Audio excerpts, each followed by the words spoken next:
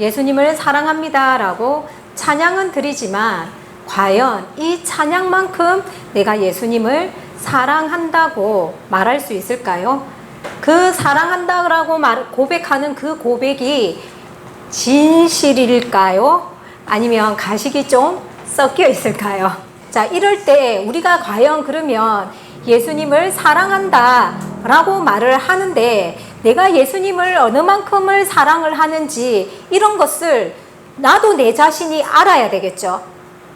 그런데 그 사랑을, 그 진실을 어떻게 우리가 증명할 수 있을까요? 어떨 때에 어떻게 하는 것이 좀 진실된 사랑을 할 수 있을까요? 그것이 뭐냐면은 예수님에 대해서 내가 얼만큼 아느냐예요. 자, 내가 사랑하는 사람이 생기면 여러분들 제일 먼저 반응이 오는 게 뭡니까? 궁금한 것들이 막 생기잖아요. 그죠? 그러니까 내가 사랑을 하게 되면은 그 상대방에 대해서 관심이 생긴다라는 거예요. 그러면은 예수님도 내가 예수님을 사랑하게 되면은 예수님에 대해서 관심이 생기겠죠. 상대방에 대해서 잘 알고 속속들이 잘 알고 그 사람을 볼 때에 가슴이 콩닥콩닥 끓이는 것과 잘 몰라 이 사람에 대해서 근데 그냥 딱 보니까 가슴이 콩닥콩닥 끓여요. 예.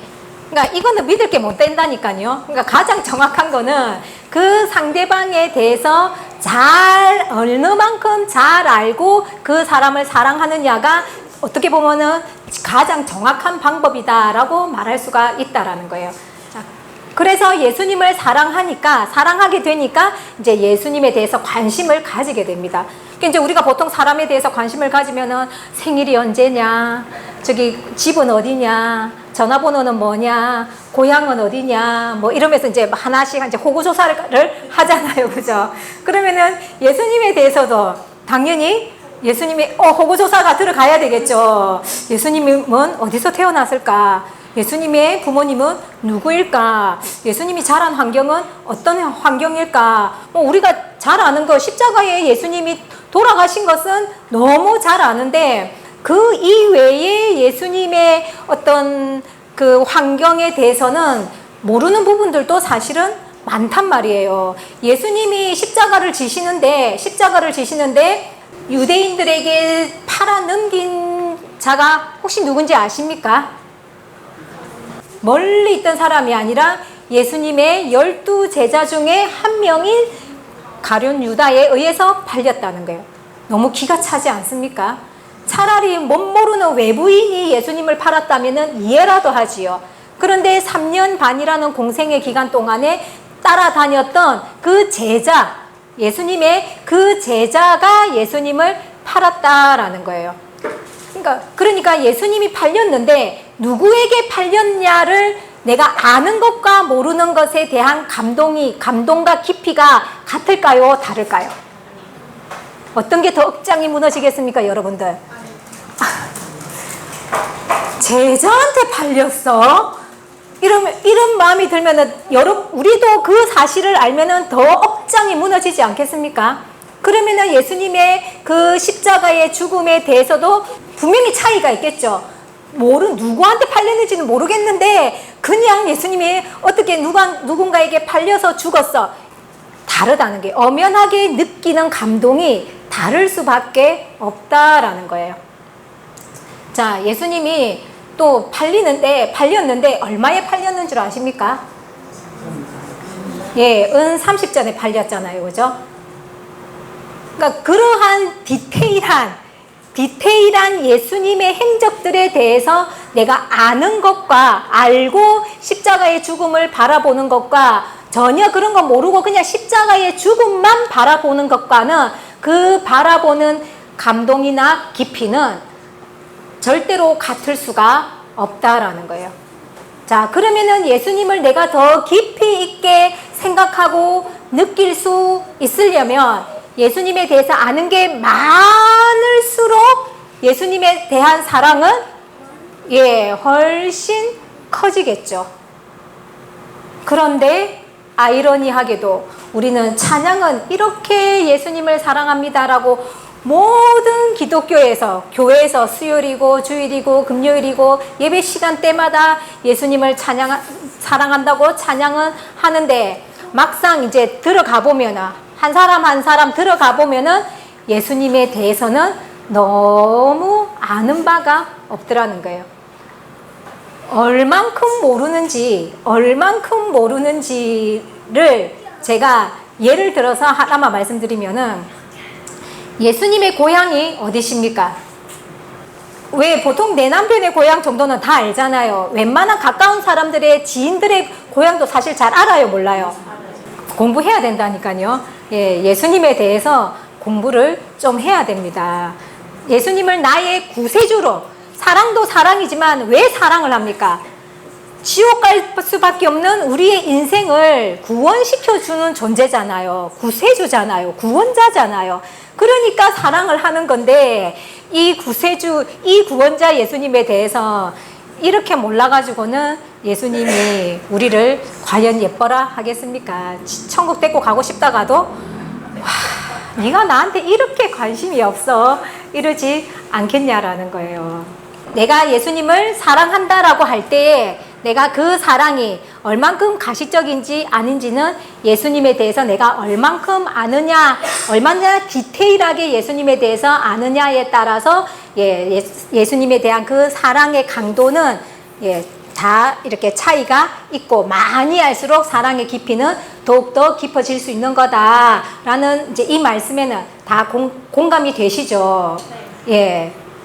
그래서 예수님에 대해서 얼마나 우리가 많이 아는지를 살펴보려고 하면 시간이 좀 많이 걸리니까 오늘은 이 본문에 있는 말씀만 가지고 예수님의 행적을 우리가 어떻게 봐야 하는지에 대한 관점도 있어요.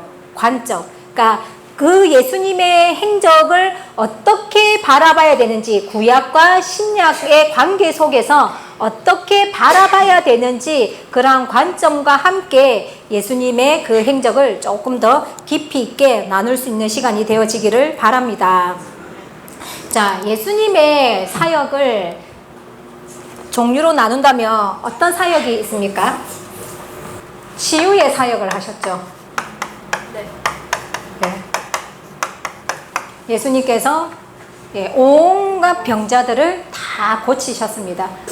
그래서 예수님의 그 행적을 따라서 우리가 신유언사다, 이제 신유언사를 받았다 이러면서 기도원이나 이런 데서 또 이렇게 나름 이렇게 신유 집회를 한다든지 이러는 경우 일들이 많이 있죠. 예수님이 무엇을 하셨기 때문에, 치유의 사역을 하셨기 때문에 그 예수님을 본받는다고 해서 이제 그런 행적들을 또 이제 따라하는 목자들도 많이 있습니다. 그리고 또 어떤 사역이 있을까요? 예수님은 전도로 다니셨잖아요. 그죠? 전도 사역 하셨고, 그 다음에 세 번째는 가르치는 사역을 하셨습니다. 예수님을 사랑하는데 예수님이 어떤 일을 하셨는지 모르면 안 되잖아요. 예수님은 치유의 사역을 하셨고, 전도 사역을 하셨고, 가르치는 사역을 하셨습니다. 이 사역의 대상은 유대인들이었습니다. 유대인들에게 예수님이 이제 이러한 일들을 하셨는데, 이러한 이제 사역을 할 때에 받아들이는 이라고 해야 됩니까? 예수님에 대해서 또 두 종류의 분류로 사람들이 나눠지는 거예요. 이제 이 사역을, 예수님이 이제 사역을 하시면은 이 사역을 접하는 사람들이 있잖아요. 그렇죠? 그러니까 그 유대인들이 예수님의 사역을 접하는 사람들 중에서 이렇게 또 두 부류로 나눠지는 거예요. 어떤 사람과 어떤 사람으로 나눠지겠습니까? 받아들이고 예수님을 따르는 사람이 있잖아요. 그죠? 그리고 그러니까 예수님을 따르는 사람이 있는 반면에 예수님을 적대시하는 사람이 있잖아요. 그쵸? 이 예수님을 적대시하는 사람들의 대표적인 인물이 누구였을까요? 그렇죠. 서기관과 바리새인들이라는 거죠. 그러니까 예수님과 서기관과 바리새인들은 음양오행의 조화로 이야기한다면은 상극 관계다. 상생이 아니라 상극 관계다라는 거예요. 그러니까 예수님도 서기관과 바리새인들을 좋아하지 않고 서기관과 바리새인들도 예수님을 좋아하지 않았다라는 거예요. 그럴 수밖에 없죠. 예수님은 서기관과 바리새인들에게 아주 악담을 퍼부으셨잖아요. 마태복음 23장 같은 데 보면은 화 있을진저 이러면서 독사의 새끼들아 이러고 그죠? 그러니까 7번이나 화 있을진저 하면서 어떻게 보면은 악담을 퍼부었으니까 완전 질타의 대상이었죠. 예수님에게는. 그러니 이 서기관과 바리새인들이 예수님을 싫어할 수밖에 없죠. 또 서기관과 바리새인들도 자기들 입장에서는 예수님을 좋아할 수 없는 이유가 이 사람들은 그 당시에 기득권 세력들이었잖아요. 그죠? 지도자층이었잖아요. 그런 관료층에 있는 이 사람들이었는데 이 사람들이 예수님을 구원자로 메시아로 영접을 하게 되면은 자기들의 기득권을 내려놓고 예수님을 따라야 되는 거예요. 그러니 이 서기관과 바리새인들이 자기의 기득권을 한마디로 밥그릇을 내려놓고 예수님을 따를 수 있겠습니까? 삭개오 같은 경우도 어쨌습니까? 예수님을 영접하니까 자기 재산 다 나눠줬죠. 마태도 회계사였잖아요. 세리였잖아요. 그죠? 세금을 걷는 사람. 그 마태도 예수님을 그러니까 제자가 되면서 자기의 가진 재산을 또 가난한 사람들에게 나눠줬죠. 그러니까 예수님을 영접하는 사람들은 그런 식으로 자기가 가진 재산들을 사람들에게 나눠주고 예수님을 따르는 거예요. 그러니까 그때의 예수님을 따른다라고 하는 것은 예수님의 가르침을 따른다라는 거거든요. 그러니 자기들에게 자기를 따르는 백성들이 있잖아요. 한마디 교인들이 있잖아요. 그죠? 그러니까 그런 교인들을 다 예수님한테로 넘기고 자기도 예수님 밑으로 들어간다는 것이 결코 쉬운 것이 아니라는 거죠. 그러니 예수님을 미워할 수밖에 없죠. 그래서 이 두 존재는 절대로 조화가 되어질 수 없는, 융화가 되어질 수 없는 그런 상극의 관계였다라는 거예요. 자, 예수님께서 그러니까 유대인들에 의해서 십자가에 돌아가셨잖아요. 그죠? 십자가에 돌아가셨을 때 왜 돌아가셨는 줄 아십니까? 예수님이 돌아가실 수밖에 없는 특별한 이유가 무엇인지 아십니까?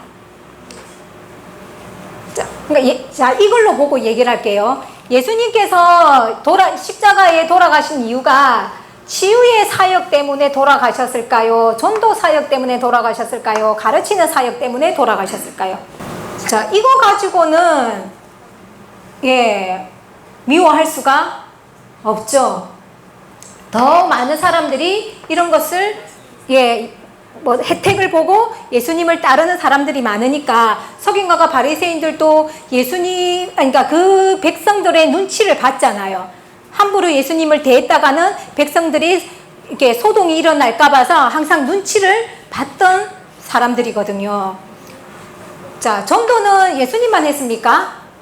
그들도 했죠. 근데 이것 가지고는 큰 차별성이 없는 거예요. 근데 어디에서 크게 갈라지냐니까 요 가르침에서 갈라지는 거예요. 가르침. 즉 서기관들과 바리새인들의 가르침과 예수님의 가르치는 내용이 달랐다라는 거예요. 내가 가르치지 않는 내용을 예수님이 가르치니까 그러면은 누구의 지식이 월등한 겁니까?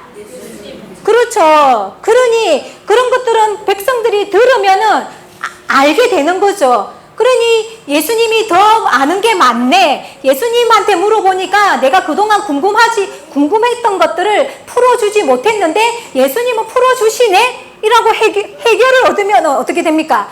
예수님한테로 가는 거죠. 수가성 여인도 어떻게 했습니까? 우리 조상들은 이 산에서 예배를 드리는데 유대인들은 예루살렘에서 예배를 드려야 된다고 하는데 어떻게 합니까? 하고 예수님을 만났을 때 질문을 했죠. 그것은 그 수가성 여인이 그 질문을 예수님한테만 했겠습니까? 자기가 그 당시에 이런 종교 지도자들에게 분명히 물었을 거다라는 거예요. 그런데 명확한 대답을 주지 않으니까 여전히 갈등 속에서 해결을 얻지 못하고 있었더라는 거예요. 그러니까 어느 누구도 속 시원한 해결을 주질 않는 거예요. 그랬는데 예수님이 그 부분에 대해서 해결책을 딱 주니까 바로 예수님을 알아보고 동네로 뛰어가서 예수님을 자랑하잖아요. 또 부자 청년 이야기 잘 아시죠? 부자는 천국 못 간다 할 때의 그 부자 청년. 부자 청년 같은 경우에도 예수님께 나와서 뭐라 했습니까? 어떻게 하면 영생을 얻을 수 있습니까? 하고 질문을 하죠. 예, 참 질문의 깊이도 대단합니다. 예, 어떻게 하면 영생을 할 수 있습니까? 그러니까 영생이라는 의미를 생각하고 있는 거예요. 솔직히 우리 기독교인들이 내 머릿속에 영생을 얼마나 담고 있을까요? 우리 현재 지금 기독교인들이, 이 지구촌에 있는 기독교인들이 영생에 대한 이 의미를, 이 의식을 얼만큼 갖고 살아가고 있을까요? 근데 2000년 전에 그 부자 청년은 영생에 대한 의식을 가지고 예수님에게 질문을 했더라는 거예요. 근데 그 청년 또한 예수님한테만 질문을 했겠습니까? 여러분들도 궁금한 게 있으면 여기저기 물어봅니까? 안 물어봅니까? 물어보잖아요. 그러니까 이 사람도 분명히 이 종교 지도자들에게 분명히 물어봤을 거다라는 거예요. 물어보는데 속 시원하게 대답을 해줘, 못 해줘? 예, 대답을 못 해주더라는 거예요. 그것을 예수님께서는 어떻게 해주시느냐? 예, 정확하게 풀어주시는 거예요. 근데 정확하게 풀어주시니까 좋기는 좋은데 가히 따라할 수 없는 그런 깊이의 어떤 행함을 알려주니까 이 부자 청년이 도저히 내가 그거는 못하겠어 이라고는 머리 끌적끌적 하고 돌아가 버렸다는 거예요. 근데 만약에 예수님이 가르쳐주는 이 소유를 다 팔고 나를 따르라 하고 예수님을 따랐다면 이 부자 청년의 운명은 어떻게 됐을까요? 달라졌겠죠. 예. 자, 이 가르침의 사역 때문에 예수님이 돌아가실 수밖에 없었던 이유가 이제 하나예요. 예수님이 돌아가신 이유가 몇 가지가 있는데 그 이유 중에 한 부분은 뭐 때문이라고요? 예, 가르침이 달라서. 그 가르치는 한마디로 오늘날로 이야기하면 설교가 다른 거예요. 다른 교회랑 설교가 다른 거예요. 그래서 그 설교가 다르다는 이유로 예수님은 그 유대인들에게 죽었죠. 자, 그런 존재들입니다. 자, 그러면은 예수님을 따르는 사람도 있었잖아요. 그죠? 예수님을 따르는 사람도 있었는데 이 예수님을 따르는 사람 중에서도 또 두 부류로 나눌 수가 있어요. 또 두 부류로 나눌 수가 있어요. 예수님이 제자들을 이렇게 모을 때 보면은 이제 저기 베드로하고 이렇게 막 고기 잡고 있었잖아요. 그렇죠? 그럴 때 뭐 별다른 얘기 없었잖아요. 나를 따르라. 사람 낚는 어부가 되게 하리라. 이러니까 물론 뭐 중간중간에 뭔 대화가 있었겠지만은 이제 성경적으로는 함축시켜서 말씀을 하신 거겠지만은 어쨌든 예수님을 따랐죠. 그러니까 예수님이 그 제자들에게는 나를 따르라 이렇게 이야기했죠. 나를 따르라. 그런데 어떤 사람에게는요, 병고침을 받았어요. 병고침을 받고 나서 예수님을 따를까요? 이러니까 따라가겠습니다 하니까 됐다. 집에 가라. 이러는 거예요. 집에 가서 그 병고침을 받고 나면은 그 행하는 의식이 있었어요. 그러니까 그런 의식이나 하고 부모님 잘 모시고 그냥 잘 살아라. 이렇게 하죠. 예수님의 입장에서 따르는 사람에게 두 가지의 말씀을 하시는 거예요. 나를 따르라 하는 사람이 있고 집에 가. 부모님께 효도하면서 잘 살아. 이렇게 하는 사람이 있는 거예요.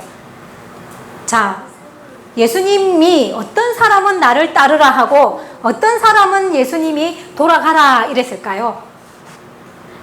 그 사람도 예수님을 따르고 싶은 마음도 있었기 때문에 따른다 했을 거 아니에요, 그죠? 근데 예수님은 그 사람의 마음을 아시고 가라 이러는 거예요.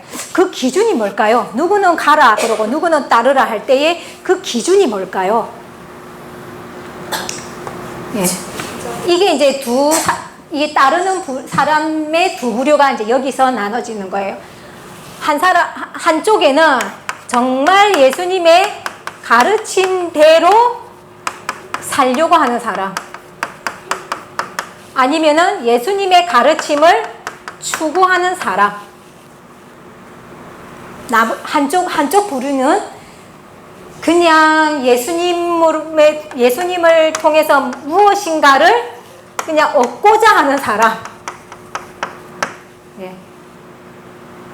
혜택을, 병고침을 얻든지 아니면은 오병이어 기적 이런 것들 아시잖아요, 그죠? 예, 떡을 얻어 먹든지 뭔가의 그냥 혜택을 얻으려고 따라다니는 사람, 요렇게 두 부류의 사람이 있었던 거예요. 그래서 예수님은 이런 사람들에게는 나를 따르라 하셨고, 이런 사람들에게는 예, 집으로 돌아가라 하고 말씀을 하신 거예요.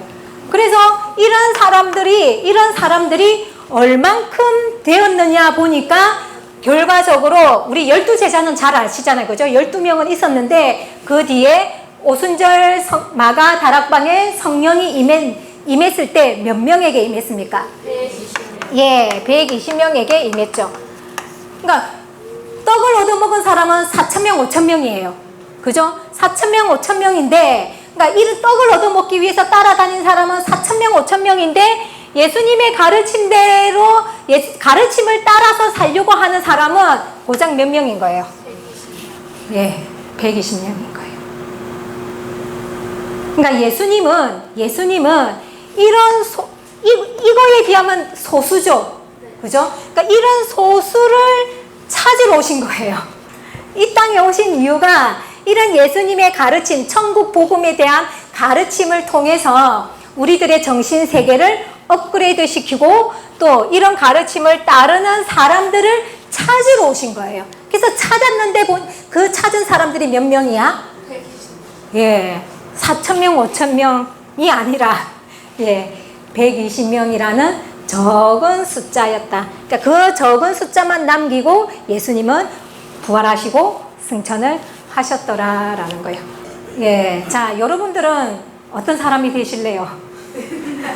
우리도 천국을 소망하면서 가잖아요. 구원이라는 것을, 영생이라는 것을 소망하면서 가고 있는데 과연 어떤 사람이, 이 사람들은 아예 뭐 구원을 못 받을 사람들이니까 냅두고, 자, 그러면 이 사람과 이 사람 중에서 누가 천국에 갈까요?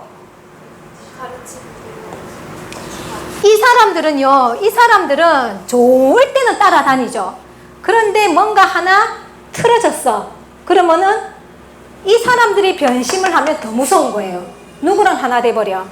이 사람들하고 하나 되어버려가지고는 십자가에 못 박자고 같이 선동을 했던 사람들. 자, 이랬던 사람들이, 이 사람들이 천국 갔다고 말할 수 있을까요? 그죠? 그러니까 온전히 천국 갈 수 있는 사람들은 이런 사람을 두고서 우리가 천국 갔다라고 말할 수 있겠죠. 그러니까 이걸 보면은 객관적인 자료가 딱 되는 거예요. 딱 되는 거예요. 그러면은 나도 천국, 영생, 구원이라는 거를 소망하고 간다면 내가 어떤 부류의 사람이 되어야지 내가 천국 갈 수 있겠네 하고 답이 나오는 거예요.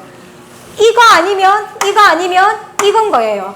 이거는 아닌 것 같고, 그죠? 그러면은 이거 아니면은 이거겠죠. 그러니까 여러분들이 지금 예수님이 돌아가시고 승천하셔서 하나님의 보좌 우편에 계시지만 그래도 우리는 그 2000년 전에 십자가의 예수님을 믿잖아요. 그 예수님을 믿고 지금 우리가 예배도 드리고 하는데 과연 나는 예수님을 어떤 마음으로 믿고 있냐는 거예요. 어떤 목적을 가지고 예수님을 믿고 있냐는 거예요. 예수님, 내가 예수님 믿음으로 해서 뭐 병이 좀 낫더라, 우리 병 치유 이런 거 있잖아요, 그죠? 병이 낫더라, 아니면은 내 남편이 승진을 하더라, 뭐 이 사람들처럼 그런 부수적인 그런 찌끄레기들을 얻기 위해서 내가 지금 예수님을 믿고 있는지, 아니면 진짜 예수님의 이 가르침대로, 이 가르침을 추구하면서 이 가르침대로 내가 살고 싶은 마음으로 내가 지금 예수님을 믿고 있는지 내 마음을 점검하셔야 된다는 거예요. 점검하지 않으면 마지막에 가서 낭패당합니다. 예수님이 슬피 우며 이를 갈미 있으리라 그랬죠. 예, 지옥 갈 거라고 생각하는 사람은 이를 갈 일이 없어요. 이를 갈 때는 억울하기 때문에 이를 가는 거예요. 내가 천국 갈 줄 알았는데 지옥 가면은 억울합니까? 안 억울합니까? 억울하죠. 그런 사람들이 이를 간다는 거예요. 그러니 이를 간다고 표현을 하신 거예요. 그런 일이 있기 때문에. 그래서 너무 정확하지 않습니까? 내가 어떤 마음으로 예수님을 믿어야지 내가 구원받을 수 있겠네. 이것만 딱 보면 답이 나오는 거예요. 그러니 이런 마음들은 사실은 언제든지 변질이 될 수 있어요. 변질이 될 수 있기 때문에 날마다 내 마음을 돌아보면서 성찰하는 마음으로, 오늘은 나는 어떤 마음으로 살았는가, 어떤 마음으로 예수님을 생각하며 살았는가, 이거를 위해서 내가 예수님께 오늘은 기도하지 않았는가, 이런 마음의 점검들을 날마다 하면서 가야 된다라는 거예요.